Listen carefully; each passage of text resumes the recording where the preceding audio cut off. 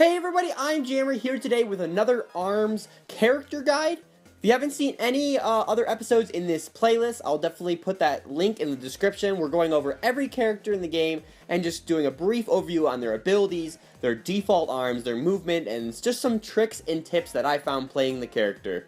So today we're going to be talking about the Ramen Bomber Min Min. A lot of people love this character, and I have a lot of fun playing as her too. And so this is an episode I've definitely been looking forward to doing. So as far as her movement, she's very, general. She's just the basic kind of like Springman and Ribbon Girl and Twintelle maybe. She's a little speedy on the ground. She's got just a good dash and everything like that. Nothing out of ordinary there. She's very on par with the rest of the cast. So Min Min has two unique abilities. The first one we'll talk about is her aerial kick. So basically, whenever she dodges in the air, she actually sends out a little kick, and what that does, if a punch is going to be connecting into you, you can actually buff it immediately. Very similar to Springman's little buffer thing, or even the buffer when you activate like a special move, for example. It kind of just makes the opponent's fist immediately drop to the ground as it connects, or instead of connecting anyways.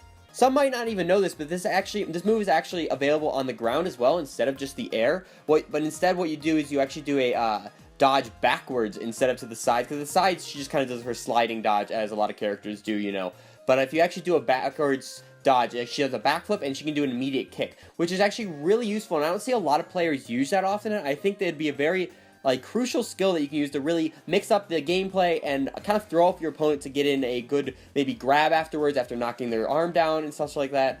As far as in the air anyways, I mean, unless the opponent themselves is in the air as well, usually punches don't really arc upwards that much. So if you're kind of just jumping around and dodging and trying to kick as much as possible, at least for me, I actually haven't connected that kick in the air as much as I even have the backflip one anyways.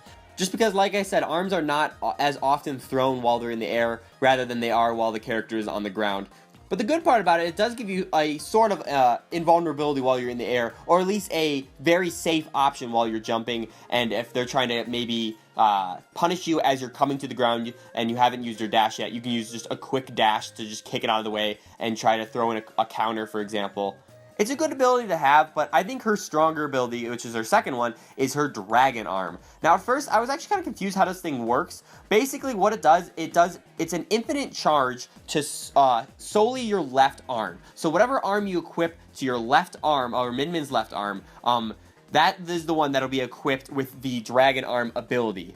Now, in order to activate this ability, you have to either connect a grab, and that'll immediately give you that Dragon Arm, or you can actually manually charge it up by holding dash after. So basically, you can slide on the ground and just hold up and charge it back up to big. It takes a few, maybe a second or so, give or take. It leaves you vulnerable, obviously, but you can easily dodge out of the way if it's getting unsafe. But I think this is Min Min's not bread and butter essentially. This is her defining trait as a character, is charging up this Dragon Arm as much as possible. In arms, it's important that almost all your punches are charged up, at least as much as possible, because then you can get the most effective damage output, use its elemental attributes, and everything like that. So having the ability to have an instant charged arm at all times is really effective, because then it can be used in the air, mid dodge, on the ground, after a grab, it's instantly ready to use at all times, which is really fantastic. However, you are knocked out of the dragon state if you are grabbed, or if you are hit by a charged fist. I believe you can actually take a few regular hits and you can still keep your charged arm. But if you get I think 2 in a row and then you do get knocked over, into that animation, then you will lose your Dragon Arm. But it's really important to just keep getting back into that mode and obviously not be too predictable with it. Because, it is one thing that makes Min Min stand out from the rest of the cast is the fact that she can use this Dragon Arm. And it really changes up how her arms are equipped and really how the game, how she's played, because it's really effective to get that equipped as much as possible, but of course, not leave yourself too out in the open too often to just get grabbed or get punished while you're just in the, in the corner trying to charge up your arm, So you really have to play it safe and strategic, not just crazy charging it up as much as possible. If it's not a good time to do it, don't go for it. If your opponent's in a tumble, and instead of trying to, continue the combo and throw in another punch, maybe it'd be smarter to get your charge arm back up, for example. It's all about reading the atmosphere or the environment or how everything's going in the fight at the time and making the appropriate decision. So, since we're on the topic, let's talk about her default arms, because of all players, she is the one that is so important and crucial to which arm you equip on which side, because a lot of characters you can kind of mix and match, and it really doesn't matter entirely if you the Slapamander's on the left or it's on the right, you know, for example. Because with Min Min and her Dragon Arm, it's really important whatever you're going to put on your left arm, that's going to be an arm you're going to want to be fully charged, and use that to your advantage throughout the match. So her first arm is the Dragon Arm.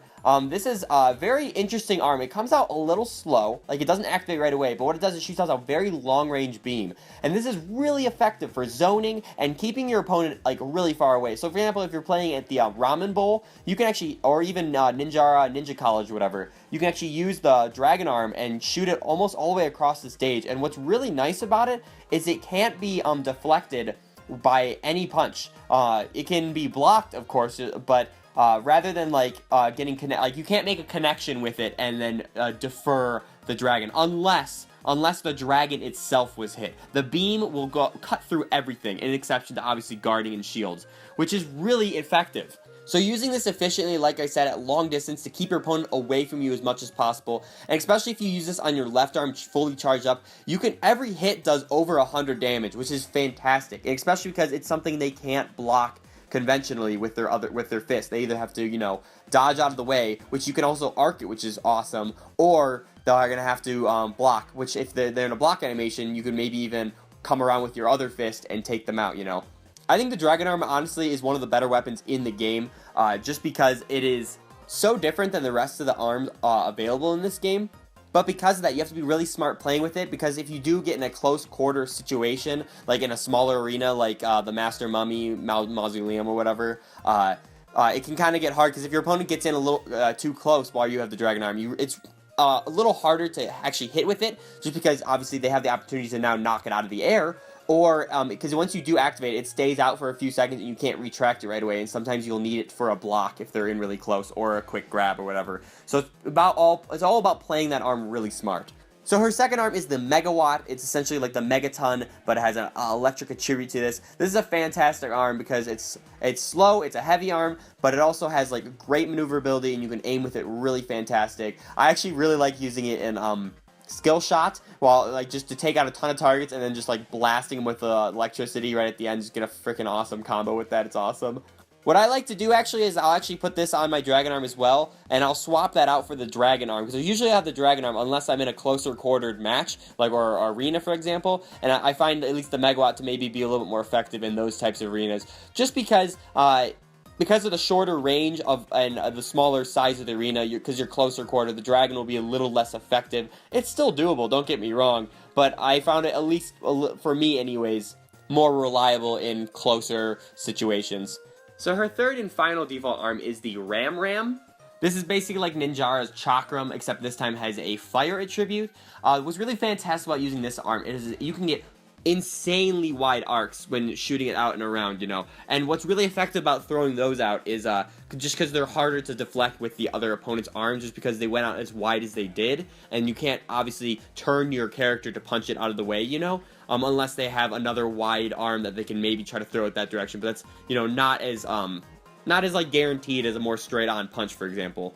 So to be able to throw those long, wide arcs is really awesome. So like, let's say you throw your dragon real quick, and they try to dodge out of the way to your right or their left, and while you're doing that, while they're dodging, you can throw out your Ram in a huge arc, so as they dodge out of the way of the dragon, they dodge right into the Ram, and then it'll send them flying, which is fantastic. And sometimes even flying back into your dragon with an extra combo there, which is, it's so effective, it's awesome.